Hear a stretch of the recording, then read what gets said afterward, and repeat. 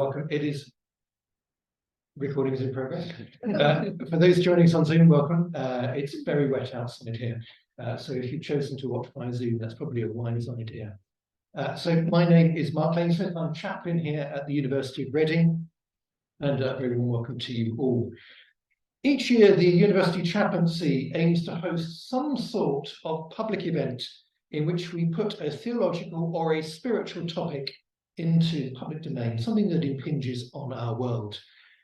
Tonight, I'm going to be very excited and proud to interview our special guest, founder of the Forgiveness Project, journalist and author Marina Cantacuzino. Tonight, I'm going to be interviewing Marina about her book, this remarkable book, copies of which are on sale afterwards.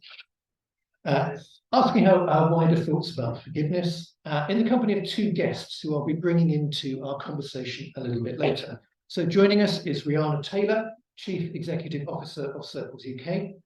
Circles UK is a Ministry of Justice approved charity which works with those who have been convicted of sexual offences, helping them to reintegrate responsibly into society through circles of support and accountability. I've also invited Riana to join us for her personal story, as she grew up in apartheid era South Africa. And alongside her is Dan Jones, Dr. Dan Jones, who's lecturer here in Reading in our School of Psychology and Clinical Language Sciences. And among other subjects, Dan explores with students our growing insights into what happens in the brain might affect our views on the judgment of moral actions, as well as the sorts of therapeutic responses we might have to trauma. On that note, just a little bit of a trauma warning, a trigger warning. Some of the stuff which we might talk about this evening is pretty near the knuckle. There's some really difficult stuff here. If you find it's too much for you and you need a break, just step outside. That's absolutely fine. And equally afterwards, if you think you need to talk to somebody, myself or other chaplains, or maybe somebody else could be there to help you do that. There'll be an opportunity after we've done the formal stuff for you to ask your Q&A. So we'll do that hopefully around in about an hour's time, and we'll finish about 8:30, and then you can rush to buy Marina's book and maybe get it signed as well. So can I ask you to put your hands together to welcome our guests?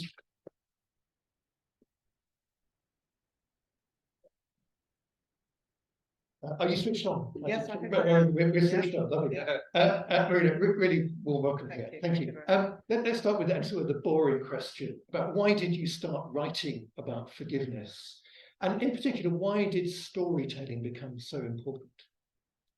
Well, I started, do you mean why or how it all started? Way back? Yeah, way back. Because you're right, I was a journalist and I never planned to start a charity called the Forgiveness Project.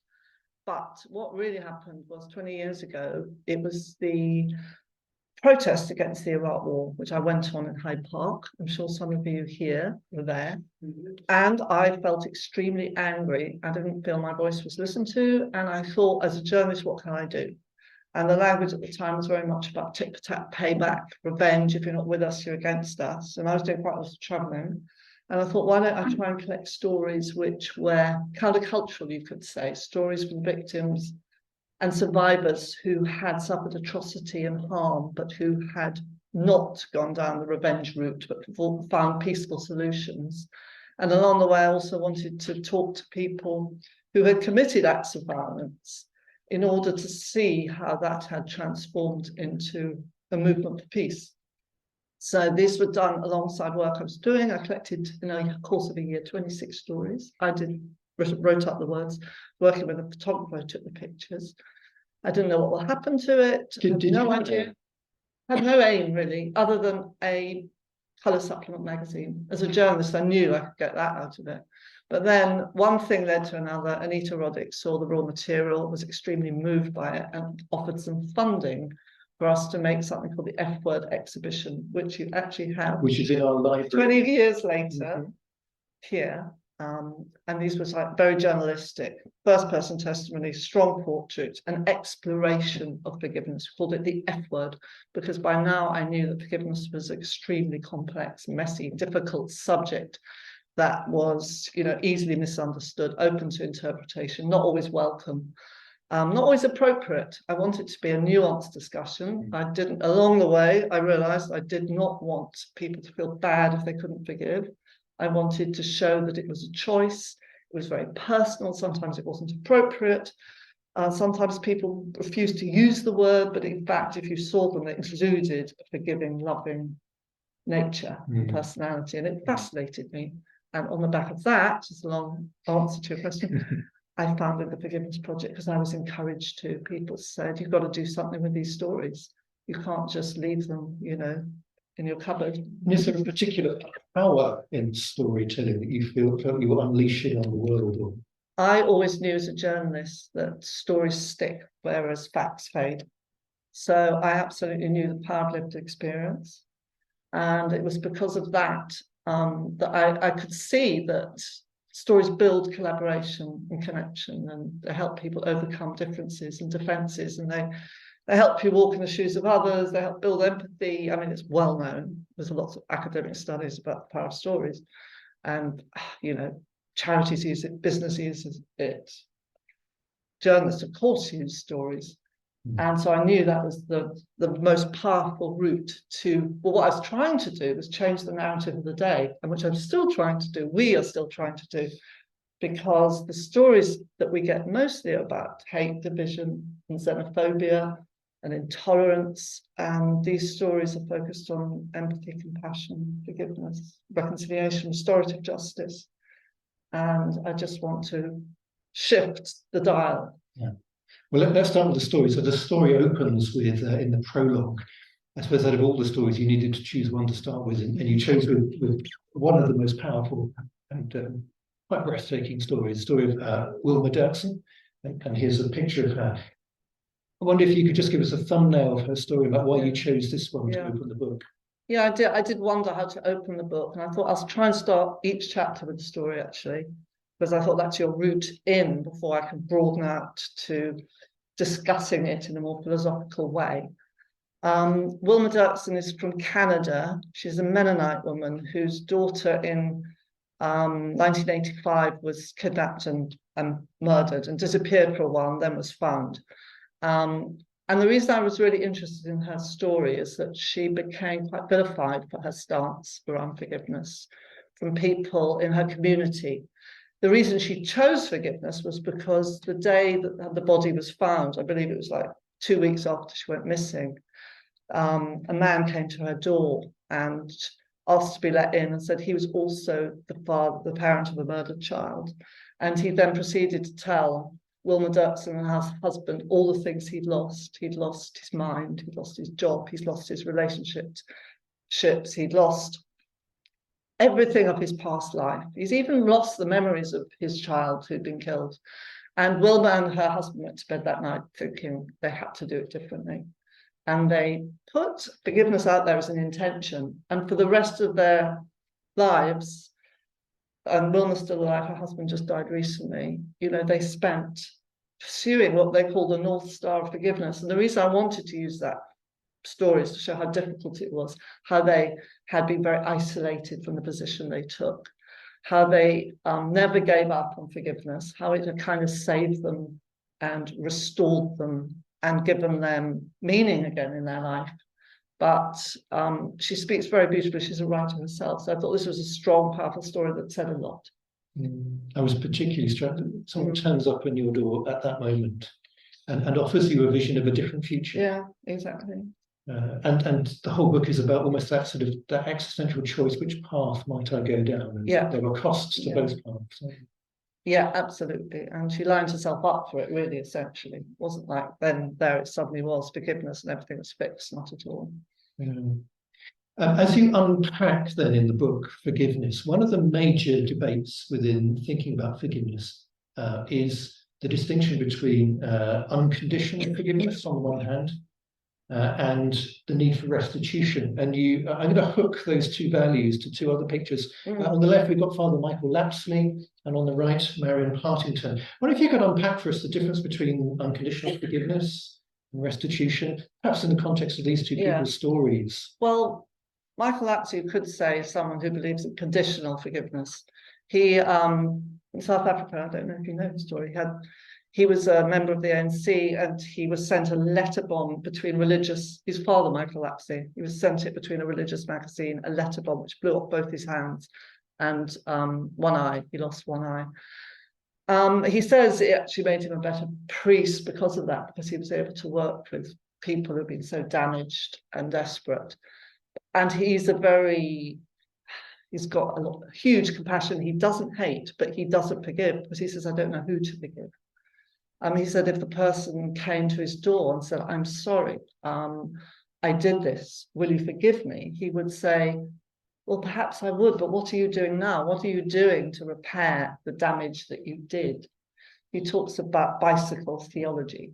He says, if you steal my bike and you come and ask for my forgiveness, I say, yes, I'll forgive you, but can I have my bike back?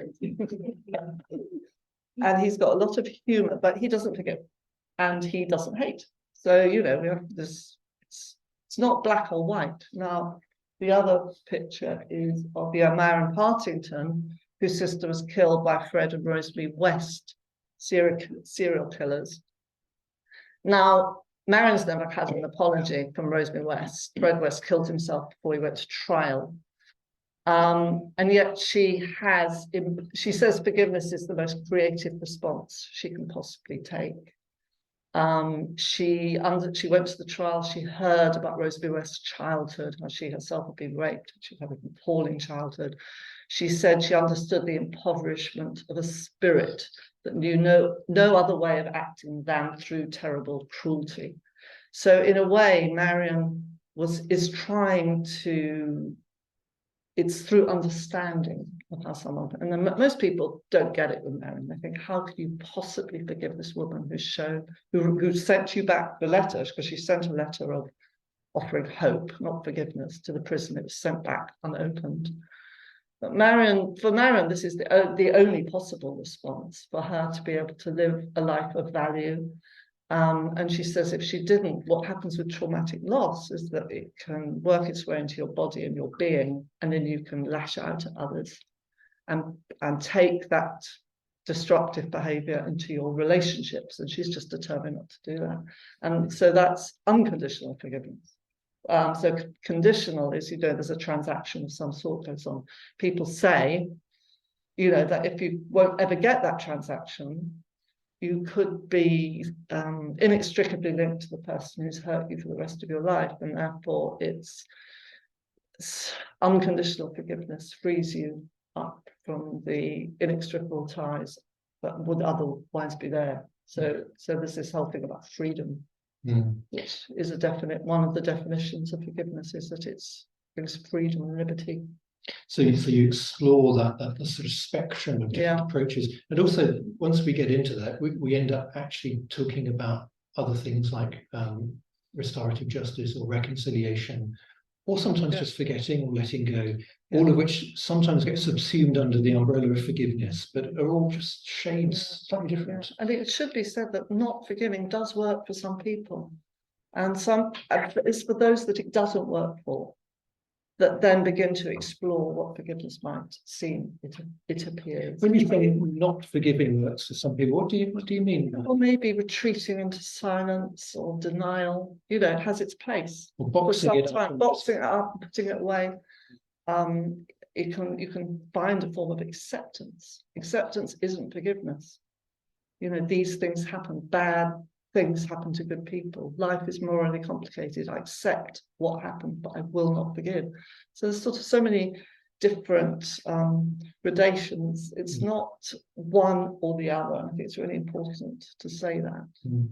You quote Derrida. Don't be put off. It's not sort of French philosophy, but I've never heard Derrida say something like forgiveness should not be normal. It has to be hard. He said it shouldn't be normal or normalizing. It should be extraordinary and exceptional in the face of the impossible. That's quoting him directly. What he meant was, if you're hurt and it can be fixed through an apology, through reconciliation, through restitution, if it can be mended and restored through any of these other means, then that's not forgiveness. Forgiveness is only useful for the unforgivable. It's quite controversial what he says, and some people here will not agree with him.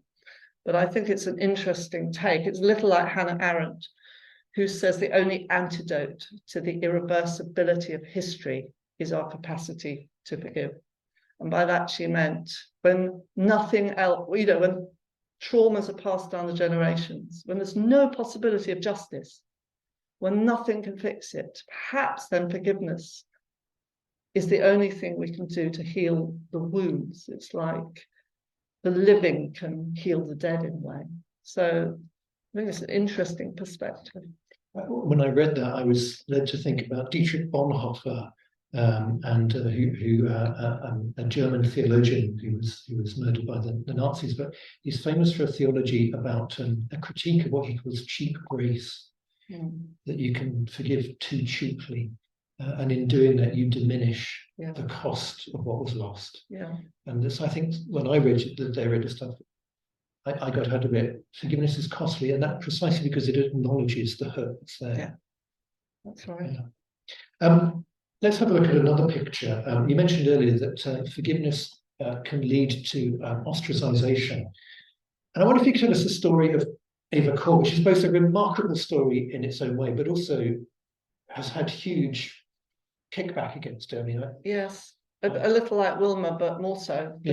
Because Eva Kor, who also died fairly recently, was a survivor of Auschwitz. She was a twin with her sister, and she was experimented on by Mengele.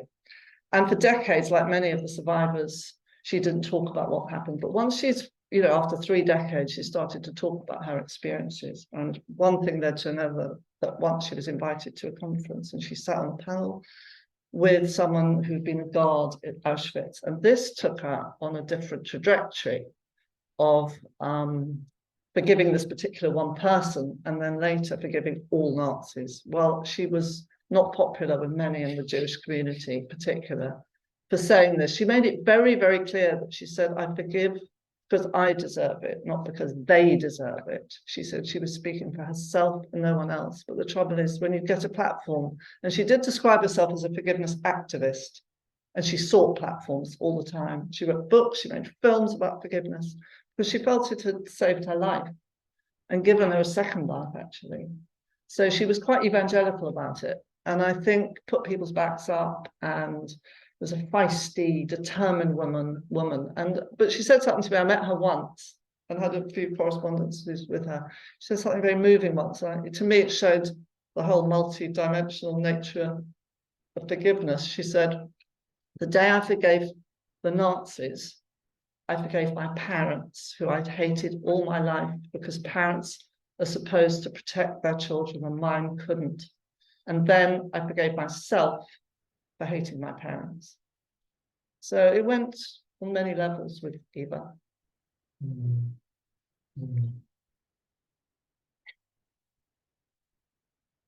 It's possible for forgiveness to be weaponized, isn't it? Yes, I have a chapter called The Dark Side. Tell us about the dark I can see a dark side to forgiveness. Tell us about the dark side. Well, I mean, the minute you make forgiveness compulsory, and some people do, it becomes a tyranny, actually. And there is sometimes, if you look on the internet, is quite a lot out of America, I have to say. There's this huge sort of evangelical movement that if you can't forgive, you're depleted and damaged and desperate. And I don't like that messaging. And actually, it was partly because of that messaging I wanted to use stories and, really put a much more layered and nuanced exploration of this subject, or only an inquiry. As I said, I didn't want people to feel they should forgive, and if they couldn't, they had failed. I think forgiveness can also be a defense. People can hide behind it. We hear about these things all the time, but there was an inquiry into religious organizations with child sexual abuse, and it was found that forgiveness was used to hide crimes and to protect the institution. We know this story, but this happened. So, and also I think it can be, forgiveness can be linked to the morally superior and the mentally strong, and it can be seen as this, not for everybody. It can be seen also that, well, conversely, it can be seen as weak.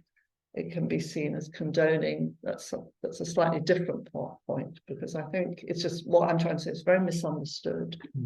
And everyone has a different definition of what it means. in this room, everybody will have a different definition. Everyone will have different limits. And you can forgive one thing and not another.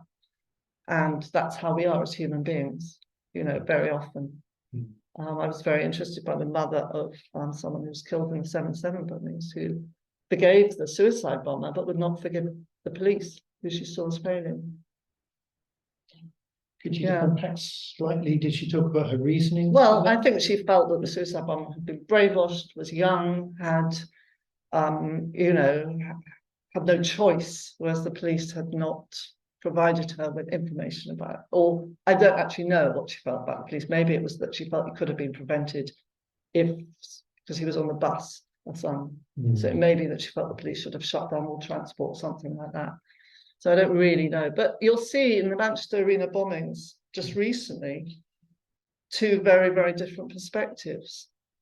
Fiacre Murray is a woman that I know whose son died in the Manchester suicide bomb, and she has embraced forgiveness because she's absolutely determined that she will demonstrate the values that were so lacking when her son was killed, the values of empathy, compassion, and forgiveness.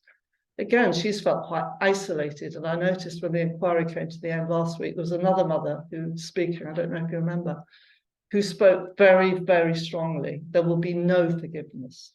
She blamed MI5 for the murder of our children, and said again, we will not rest till we have got justice. There will be no forgiveness. And I felt, I may be wrong, that this was probably a response to Fiacre Murray having spoken a lot about forgiveness in the media. And so within that one arena, you get families responding in very, very different ways. Let me ask you about, because you mentioned the limits of forgiveness, and one of the limits you look at in the book is when we start attaching forgiveness to some of the bigger systemic issues. So there's a section in the book about the Black Lives Matter movement. As a quote I've written down, does black forgiveness only serve to encourage white violence? Yeah, well, that came out of the Charleston massacre when Dylan Roof, a young white supremacist, walked into a church of mainly black parishioners and shot several of them dead. And within a day or two, there were some of the families of those who'd been killed were filmed speaking about forgiveness. And it created a very sort of lively and heated debate online saying exactly this. Does black forgiveness just encourage white violence? And so some people in the African-American community who were very, very against that. And I think it's a really important point, because how do you forgive systems that are rotten? How do you forgive when there's been no accountability, no justice, and no apology? And should you even? And I don't know if anyone in the room has read the brilliant Ta-Nehisi Coates' memoir called Between the World and Me. And he's an American writer, and he's an activist. And he talks about his friend Prince Jones, who was killed by the police in America. And he says very clearly, Prince Jones, my friend, wasn't killed by one. Well, first of all, he's talking about, again, exactly the same situation where many in his community talked about forgiveness. It's what they do. Very often, the families, they talk about forgiveness as a way of healing. But he says, I do not believe in forgiveness because my friend wasn't killed by a single officer. He was killed by a country, America, and all the fears that marked it from birth. All the fears that marked it from birth. And I thought that was a really beautiful way of putting it, because what he's saying is, it comes out of fear of the other. And then he says, I did not believe in forgiveness, and he still doesn't. And I think that makes complete sense to me. Why would you? How could you? And who do you forgive with something so systemic racism? In a way, it's a pointless discussion to have very often. I try to embrace it in the book. You look at another community, which, and I did not know this story at all, which I'm quite ashamed about. And it's about the stolen generation. Some generations in Australia and the treatment of Aboriginal people over many generations. And you focus on Ray Minnicon's story. Would you like to tell us a little bit? So, does anybody know about the stolen generations here? Can you put your hand up if you do? Okay, a few do, actually, quite a few do. So this was just me being stupid. But Ray took a slightly more positive view about the possibility of moving forward on this. Yeah, I mean, just for those who don't know, so the Aboriginals were taken whole scale, really, from their communities. Children were put in institutions and had their religion taken away, had their names changed, and were abused. And it happened in Canada as well, and it's a national scandal of huge proportions, and still the wounds run very, very deep. And he's a spiritual leader, so he's thought long and hard about how to support his community. He's very interesting about healing. He says as Aboriginal people, we cannot be healed. We're broken. Our identity has been stripped of us. We will never get it back. We cannot be healed. And forgiveness is useful, he says, in respect to the everyday racism they receive all the time. He said without it, he wouldn't actually be able to function. So he finds it possible to forgive the individuals who do these things to him, but not the greater system, again, for the same reasons that I spoke about before. And he talks about righteous anger. He says, he sees the sense of righteous anger, but he says when anger turns to bitterness, then it twists and buckles you, makes you lash out. And he says, then I fall into a pit. And he says, I know that I'll be forever trying to climb out of that pit. So he talks a lot about the dangers of bitterness. And I mean, he's an incredible man who's found meaning out of his experience by helping others, which so many of the stories that I shared in the book, storytellers have done. In connection with this, I learned about Australia's National Sorry Day. I'll ask you, what is the value, or what are the limits of the value of public apologies? I use that example, the Prime Minister Kevin Rudd's apology in 2008, because I thought it was a very good one. And I'm sure some Australians would disagree with me, but when I saw it online and watched it, it seemed to me it ticked the boxes.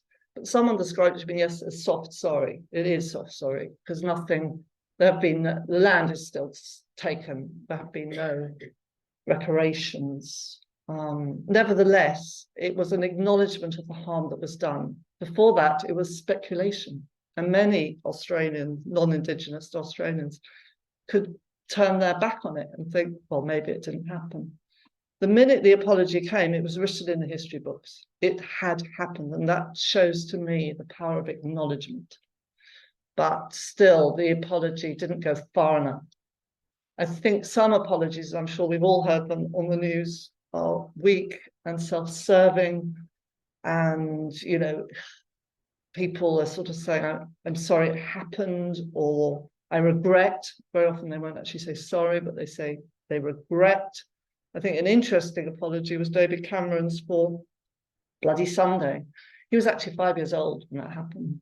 And yet there he was finally, after all those years, standing up and the first time saying sorry for what happened. And it was an amazing moment.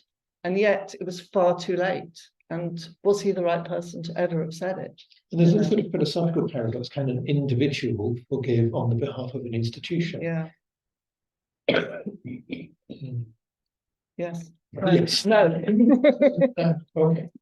You've taken the F-word into prisons, not currently. What was that like? We actually started a program called Restore for prisons. We didn't take the exhibition in. We decided that because we work with both victims and survivors, that we had this restorative process going on with the people that we were working with, and that we could take some of that into prisons as an intervention that wasn't restorative justice as such, but was sort of very similar to it, because the first day we would go in, it was a 3-day very intensive group process. The first day we'd go in with a victim survivor of crime who'd share their story. Second day we'd go in with an ex-offender who would share his or her story.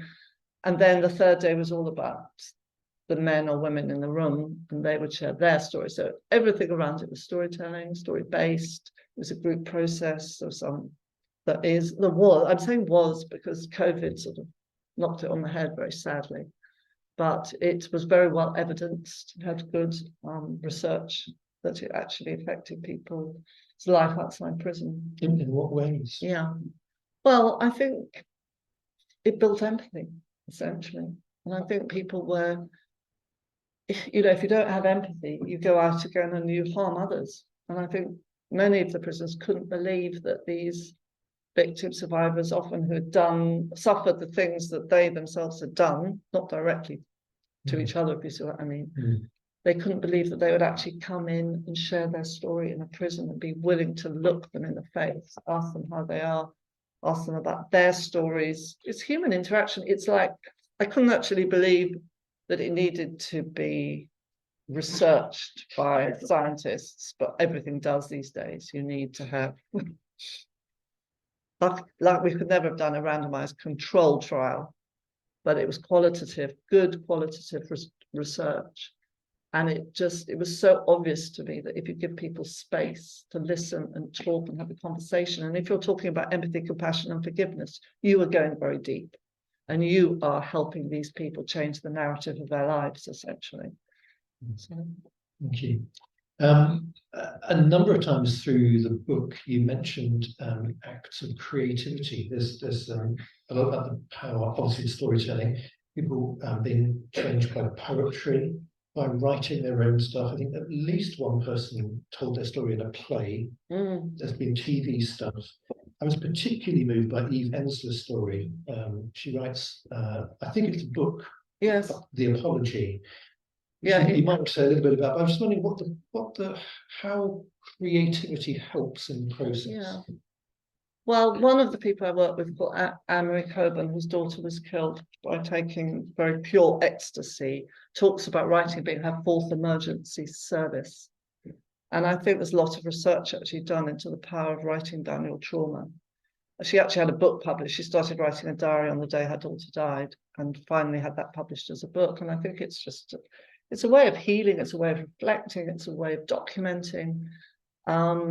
The Eva Ensler book is fascinating. Eva Ensler was Vagina Monologues, for those that don't know. She wrote a book called The Apology. She had an appalling, horrific childhood. She was raped by her father at 5, when she was 5 years old. And it took her another 30, 40 years to write this book. She writes it in the voice of her father. This is the extraordinary thing. And he had since died.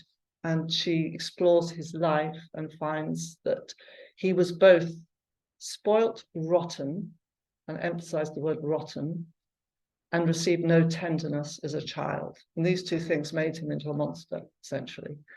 But by writing in his voice, she's able to, by excavating his life, she's able to change the ending of the story.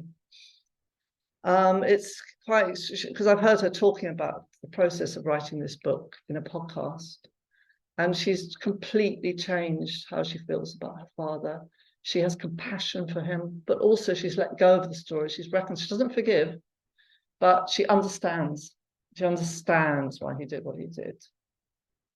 And it was all through the writing of this very short book, which is an extraordinary work of art, actually. In a moment, I'm going to turn to Riana and Dan to get them in. Last couple of questions first. Can I just say about the book? Yeah. Sorry, I'm not sure we said it's called The Apology. It's a blueprint for an apology. That's the whole point of the book. It is her father apologizing to her. And she's mentioning by her. Yeah. And as those of you who've seen the exhibition, you walked around it, there's a physicality of it that reminded me of icons, because, it's like a picture, like a religious icon. And then I noticed, of course, a lot of the people are quite highly religious. You interview or have had contact with Desmond Tutu, Sister Helen Cregan, who's ministered people on death row. And I just wanted, and it's a bit of a nebulous question, I wanted to ask if in the process of doing these interviews, you'd come across something which maybe the religious word holy would describe. Yeah.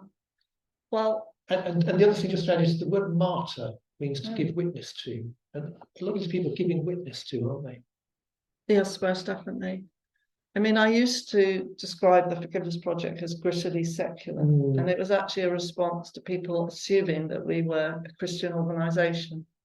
And of course, then Marina Partington, who I mentioned before, his sister was killed by Fred and Rosemary West. She took issue with me.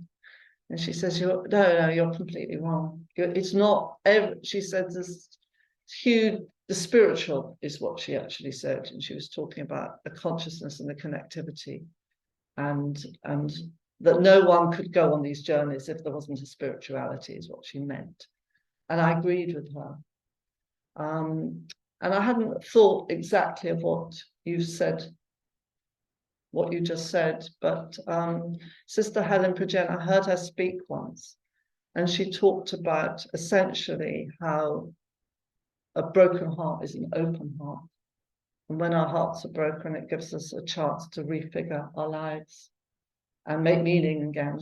And when she said that, I thought, yes, all the stories, she's talking about death row, but all the stories that I've collected, whether from victim survivors or perpetrators, expenders, every single one of them has had that experience of, in a way, finding the gift in the wound. Yeah. Riana, I'm going to draw you in now, if you want to switch on your microphone. I mean, first of all, I wonder if there's any particular responses that you've got to Marina, or questions from your perspective before I ask you anything. Well, I was just sitting here listening like everyone else here in the audience, and I was so moved by just what you were saying, you know, and the way your incredible compassion and empathy for the stories that you know, shared with us, and your incredible understanding of what people bring, you know. So I feel privileged to be here and hearing it tonight, so thank you for that. I mean, what came to me when you were speaking, Marina, was very much the individual nature of forgiveness, isn't it? And it works for some people, it doesn't work for everyone. And you can't say to someone, you must forgive that person and then you can go on with your life, or you can let go of the trauma or whatever. It's a deeply, deeply personal journey. And we see that in our work as well. You know, I work for Circles UK, which we run a program. We work with perpetrators of sexual abuse, and it is a group of volunteers who meet regularly with the person and kind of, you know, support them, hold them accountable, etc. And often the discussion of forgiveness comes up in those circle discussions as well. And again, it's such an individual journey. But I think the other thing that came to me as well as you were speaking is that forgiveness isn't an easy path. You know, I think sometimes what I've seen with people in very, very deep trauma and who have had, you know, suffered immensely through what another person has done to them, very often forgiveness to them seem like the easy option, because in a way, keeping that event that damaged them and hurt them so much alive is actually what keeps them going. And keeping that is almost as if they thrive on their grief. And I know that's not the right way of describing it, so I apologize. I don't want to come across as insensitive at all. But it's almost as if it is the fact that they refuse to look at forgiveness, or even just moving on, or healing, or whatever we want to call it. They keep that grief and that event alive for them. And that is sometimes how people have expressed it to me sometimes, is that is a way of honoring the people they've lost. You know, if it's a parent who's lost a child through a terrible thing, they say, but by forgiving, I'm being disloyal to my child. And by not forgiving, I keep this allegiance with this child that I have lost, and I demonstrate my loyalty, I'm willing to carry that pain for the rest of my life because of, you know, honoring my child. So it's so deeply complex, isn't it? And it's so different for every person, you know, we're all different. And again, the third thing, I don't want to talk too much because you just evoke so much from me. I could spend hours and hours talking to all of you.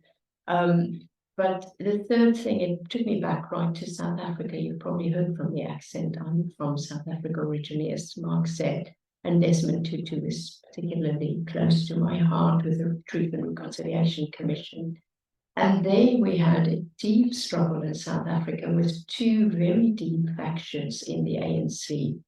When Mandela was released from prison and when the decisions had to be taken about what will the future of South Africa look like. And I don't know if you remember, but we were really on the brink of a huge civil war. I'm still, when I look back to it, I'm really surprised that we managed to prevent it. And it is really through the likes of these amazingly gigantic people like Mandela, Desmond Tutu, etc., that was prevented.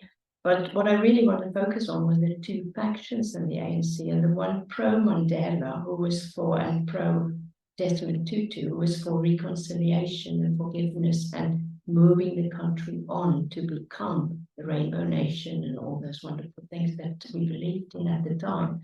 And the other group said, no, we want Nuremberg-style trials. Those people who, and it was the system that he talked about, it wasn't the individuals as well as the system, such a terribly rotten system. And they were saying they must come to trial, they must sit in prison, they must pay for what they've done. And even today, that division is there in South Africa. There's still people who have not been able to make their peace with the Truth and Reconciliation Commission, and then the other side who did. So there's no right answer to that, isn't it? It's just different ways of looking at it. And again, I think it would have been, if Mandela didn't stand so strongly on the reconciliation one, what would have happened to South Africa? I don't know. In your work with Circles UK, I know that you will have to think very carefully about your public image, how you talk about what you do, because there are a lot of voices out there which would much more easily think about vengeance. Why would you want to support such people?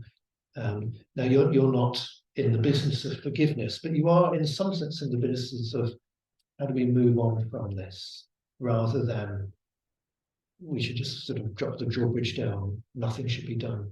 How do you respond to the kind of vengeance type response?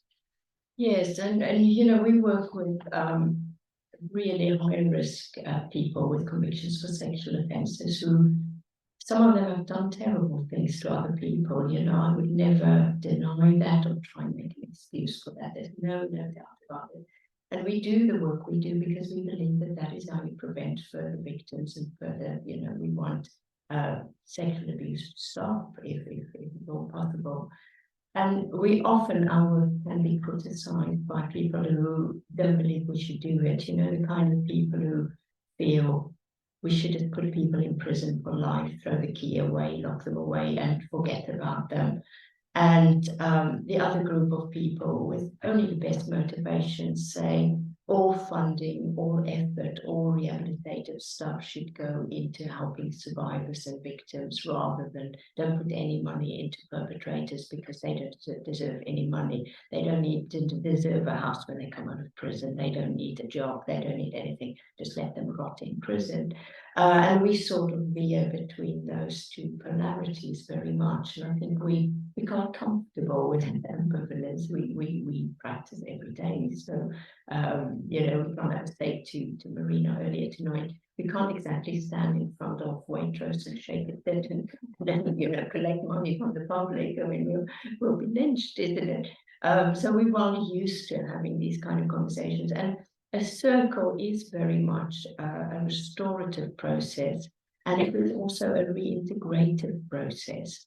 We help that person to find links into their communities as they come out of prison and to form positive relationships, because research tells us that if they can find meaningful bonds in their communities, their risk of victimizing another person or committing another sexual offense is significantly reduced. So ironically, we want to lock them away and exclude them and push them over there, and we just don't have to see them.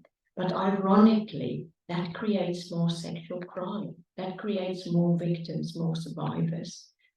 So we always bring, you know, I will never talk to people about forgiveness, because again, when you talk to a victim or a survivor, it would be grossly disrespectful to try and say, you should forget what happened to you. I wouldn't ever dare that, you know, obviously. But it's interesting, people sometimes raise it with us. And one thing that I find extraordinary, which I think there's another story as well, Marina, is the volunteers who work for us in the circle. Now, these are people who don't get paid for what they do. They turn up for between 12 and 18 months. They turn up week after week, a group of volunteers, and they meet this person, the perpetrator, and they do work with that person. And they don't get paid for it. We cover the expenses, but they don't get any salary for what they do. They do it freely as volunteers. And one thing that many people don't know, quite a large percentage of them are survivors of sexual abuse themselves. Now that is powerful, isn't it? To have reached that point where you can actually come and extend a hand to a very high risk, very serious person with a conviction for a sexual offense and say, I give you some of my time, I give you some of myself, I share with you, I help you reintegrate back into your community. I think that is extraordinary. And I've worked with this now for 6 years, and I still every day I'm humbled by that. You know, there's an extraordinary power in there. And what is so incredible, those people that are being worked with in a circle, when they hear that, when some of those survivors are prepared to share that, they say that actually that is what encourages them to rehabilitate and stop, you know, making it into their abusive behaviour. So that is truly remarkable, I think. Thank you, Dan. Can I bring you in as well then, from a psychological point of view? Again, I've got a question or two that I could ask you, but I wonder if you have any initial responses or questions that you'd like to bring to Marina, or indeed to Riana. Yeah, I mean, I've spent a period of time today looking around the project in the library and just listening to the stories that you spoke of today. I feel that probably the common theme that lies throughout is an idea of humility, an idea of humanity. And I think my question really is, how does an individual get to that point of having that humility, having that humanity? Because that's difficult, right? How does one get to that place? And as a psychologist, the fundamental question that brought me to psychology is, why do people do the things that they do? I remember thinking that as a teenager, looking at psychology, and that was the question that's driven through all of my interests. And I suppose, why do people do what they do? And looking across psychological literature, we're beginning to learn more and more and more, right? It's a very complex picture as to why people do what they do. And I think this idea of humility, not knowing everything about an individual, not knowing everything about society, is very helpful in that. And it's the truth, right? It's a complex picture of the world. And also that humanity, that everyone is a human and everyone ends up at where they end up. And that may not be your choice. I think we have this idea that choice is ultimately you are the agent in control of absolutely everything that you have and do. And I think it's useful for everyone to examine and self-reflect and examine some of those intuitions about, for example, me today. It's luck really that brought me to where I am today. Like, I didn't really choose to be born in this body with my gender, with my skin and my certain attributes. Much of that was a product of biology, a product of my environment. And I'm very fortunate that the society I've been born into is in accepting one of my attributes and I can contribute in some way. Yeah, others don't have that fortune today. They find themselves in another position entirely. So I suppose a long way of going about really is humility, is humanity, and that understanding and how those things, is that really the key, I suppose, to some of the stories that you speak of. And I find it interesting that you speak to both sides of a story as well. And I think, again, humanity and this humility on both sides is that really what is about forgiveness? For you, yeah. No, that's very well put, actually, and I think you're absolutely right. Sorry, it had slipped on. Is that better? Yeah, no, that's very well put. Well, from my research as well, I suppose, because it's anecdotal, from the many people I've spoken to over the years, it's very individual, and it's quite rare, but it happens sometimes that the move to forgive is instantaneous and surprising to people, and that's how they describe it, and that's rare. Much more often, people try other methods first, because pain is the great motivator to forgive. But first of all, you might try self-medication, self-harming, revenge, very attractive as well. And even just retreating and refusing to talk about it, whatever it is, people try these other methods very often. And one person put it to me like this, he said, he said, I had to do something differently because what I was doing wasn't working. And basically he started drinking, he lost his job, and he was just so fixated with this thing that had happened that was in his mind from morning to night. What on earth could he do differently? So very often it's a decision, it's a conscious decision. And then, how do people forgive? It's something you can learn in a way. I mean, a lot of the academics talk about it as a skill that you can. One particular academic, Fred Luskin, talks about practicing by finding, like navigating yourself through a forgiveness landscape. And by that he means write down every time you've been able to forgive. Think about all your friends who can forgive. Read stories about forgiveness. Train yourself. Now, I don't know how easy that is, but a lot of these academics seem to think that it's possible to teach yourself how to forgive. Now, the many people I've met, the most that they've done in that respect is that they put themselves on self-healing sort of regimes, I would say. A couple of women that I knew literally had been so traumatized by what had happened to them that they knew the only way that they could heal themselves was to do Reiki, do meditation, go to therapy, watch only funny programs, and slowly the poisons would come out of them, and that led them towards forgiveness. But it's a direction, it's not a destination. One day you can forgive, the next day you can hate all over again. That's the reality. One person said to me, she talks of forgiveness in terms of the IRA guy who killed her father. She says, if I had lived his life, perhaps I would have made his choices. So some people are able to really, it's around understanding, that how do people do terrible things? Often they believe they're doing good things. What can we forgive people who are so wired badly that they hear voices and all that sort of thing? People are able to forgive. Can I just speak to that? So that's an interesting thing. The more that we understand in modern psychology about how we are formed, seems to pull against the popular kind of moral judgment stuff. And I remember when I was inviting you to come onto this panel, you told me a story that you share with your students about somebody who perpetrated a mass shooting. Could you just maybe share that and what the repercussions might that be as we begin to think in the future, integrating science with moral judgment? Yeah, so I run a module with my students, and it's debates in psychology, and it traverses between a little bit of philosophy and psychology, and one of the debates that we have is around morality, and where does morality come from? And this idea that born evil, is it a product of the environment? Is it a combination of the two? And this basic explanation of immoral behaviours, where does it lie?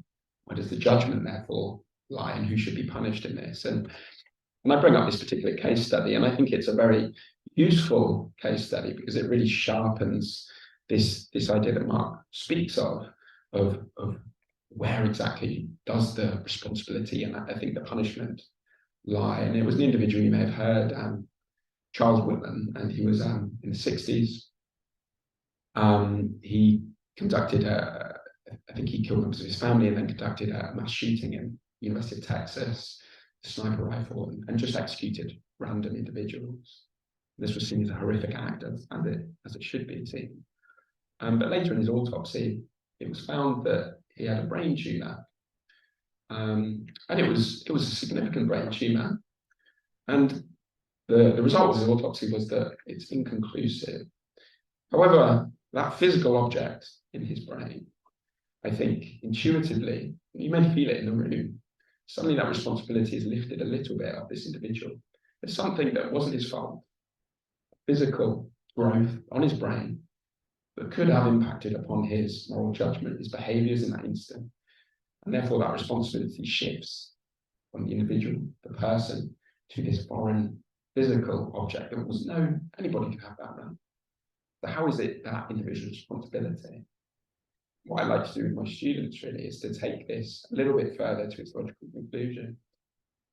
200 years ago, we wouldn't have had any understanding of this brain tumour, right? Modern science, it would have just been Charles Whitman's an evil man. In the 60s, we have a bit more of an understanding around neurology, neuroscience. We understand that foreign objects in the brain can impact upon behaviours. So therefore, responsibility lies in our 60s current understanding of psychology. But it's not Charles Whitman's fault. It's this tumour, right? It's not his fault. Intuitively, I think that feels right. Then move it ahead, I think. So current behaviours that are conducted nowadays.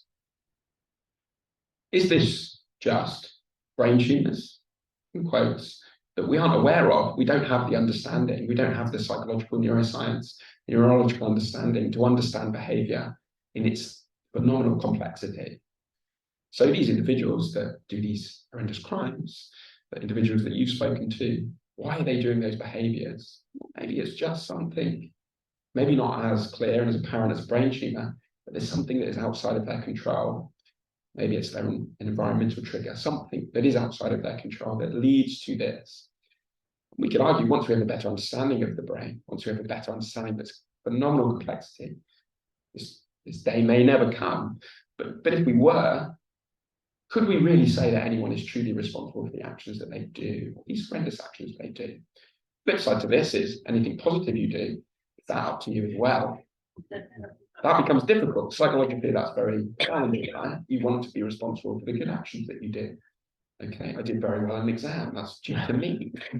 So it becomes psychologically very challenging to, but I think helpful. And this is what the conversation that we had and we ended up with this panel because we thought it would contribute quite nicely. But I think it's a really useful exercise to think through where responsibility lies in individuals. And it probably brings me back to this point around humanity. That anybody could develop this tumour. And we don't know. And equally, anybody could potentially, you don't know what's going to happen, I suppose. And I think this very clear example of this tumour is a very intuitive way. And I suppose it breaks down that humanity a little bit and I think could help with some of these things. Yeah. In a moment, I'm going to open questions to the floor. Right at the end of the book, you talk about the mechanics of forgiveness, and I've just put a digest. Apologies for those on Zoom, but on the left-hand side, we've got a list of things which I've just taken from your chapter: curiosity, perception change, empathy, letting go, resentment, making meaning, and self-reflection. You talk about sort of these are the ingredients that need to go into the process of forgiveness if you want to. And then on the right-hand side, you've got the trauma healing map. I wonder if you could just maybe share a little bit about if one of us in the audience faced an issue and we thought, oh, I don't want this anymore. What's the way forward? Well, I would say the way forward, I mean, is to immerse yourself actually in lived experience and talk to people. I'm kind of, this is why it was at the end of the book. Yeah. Because I think it can become very dry. And lots of academics do talk about all the 6 stages, 8 phases, 4 paths. You know, there's hundreds and hundreds of ways of describing it, and all are roughly saying the same kind of thing. And I'm saying roughly the same kind of thing. But I tried to look at all the ingredients of forgiveness that seems to me are there in all the stories, so that you could then think to yourself, well, do I have that? Because the one thing that actually the academics don't talk about, which I think is the key ingredient to everything, is curiosity. Because if we don't have curiosity about how others behave and how others' lives are, we have black and white thinking and we have certainty. And forgiveness thrives in uncertainty. Because the key thing about forgiveness is, as I said earlier, it's more than letting go and acceptance. It requires a degree of empathy and compassion. It can be a small amount for the person who's hurt you. And that's the really difficult bit. So how do you get there? And you need to be curious about the person who's hurt you. And then I saw this map, the trauma healing map, I found on the internet. It used to be called, apparently, the woman who invented it. I adapted it. It used to be called the forgiveness map. And then she changed the name, which I was quite interested in. I had a feeling it's because forgiveness is this, you know, weak and woolly word that no self-respecting academic really wants to work with. But I found it very useful as a diagram, because actually people can get locked into cycles of harm. You know, hurt people. You take it out, it exacerbates self-destructive behavior, either to yourself or to others. And something shifts along the way with forgiveness, but you can jump in and out of the circle. I say that as well, because it's not just a linear process that when everything's fixed, everything's terrible, everything's fixed. So I just found it quite a useful way of exploring the concepts of forgiveness without being rigid about it. Without saying step 1, step 2, step 3. Which, but all these methods, I don't think there's a blueprint. All these methods, which many academics have written up, it's a very, very well-researched subject. You know, are useful, I think, but are limited as well. Do you think you contributed to helping the people whose stories you've heard to do some of that forgiveness? I don't think so. I'm just wondering, because you don't actually mention in the book the value of a therapist. You mentioned people use them, and I just wondered whether actually it was therapeutic. The thing is, Mark, I'm coming to it after the event. You know, I'm telling stories. People have largely resolved what's happened to them by the time they're talking to me. So I'm not going in the heat of the moment where forgiveness is very difficult. Anyway, I would never, you know, sometimes like the Manchester Arena bombing, I spoke to Keegan Murray, you know, several years after it happens. Even though she spoke 2 weeks after it happened, she did talk public about forgiveness. I didn't really want to talk to her about it. I didn't try to speak to her for a while, because I want people to be settled and to feel safe and to be willing to go public. Almost all the stories are out there on the public domain, and have thought about the processes they've been through. So I think, yes, it is therapeutic to talk. And they all have they check the stories that I wrote about it. Everyone checked what I wrote about in the book. Well, I think number 5 is making meaning, and I wonder whether you were helping make meaning. Yeah. No, I think that's true. Yeah. We're going to keep one of the handheld mics, either Ace or Amanda. Who's nearer than Amanda? Okay. Can I invite Q&A? We've got a good 20 minutes. So could you wait till the microphone comes to you and then ask your question? And questions to anybody on the panel? If you want to direct it to somebody in particular, but can I invite responses from everybody? So who'd like to, we've got questions on Zoom as well.